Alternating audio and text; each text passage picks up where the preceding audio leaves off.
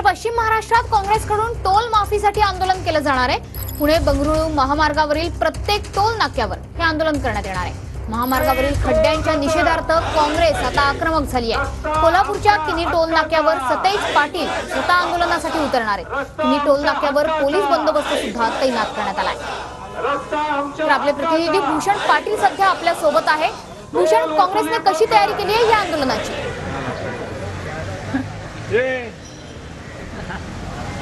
तुका bite सांगितलंस का काय तिथं मीटिंग सर्वेचा बाईट सांगितलं अवस्था झालेली आहे त्याच्या निषेधार्थ आता पश्चिम महाराष्ट्रातील काँग्रेस आक्रमक झाल्याचं पाहायला मिळते। आज काँग्रेसच्या वतीनं या सगळ्या पुणे ते कोल्हापूर दरम्यान असलेल्या सर्व टोल नाक्यावर टोल माफी आंदोलन आहे ते केलं जाणार आहे।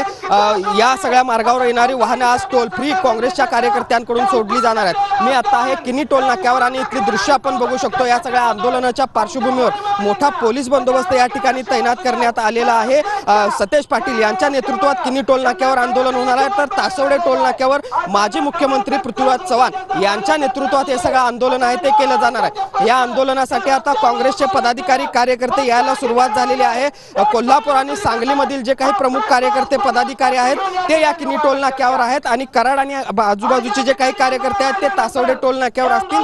अशा पद्धतीचं नियोजन जे आहे ते करण्यात आलं आहे। खरं तर गेल्या अनेक दिवसापासून या सगळ्या रस्त्यामुळे वाहनधारकांना मनस्ताप आहे तो सहन करावा लागत होता। मात्र आता आपण बघतोय की पश्चिम महाराष्ट्रात आता काँग्रेस टोल नाक्यांवरती आक्रमक झालेली बघायला मिळते।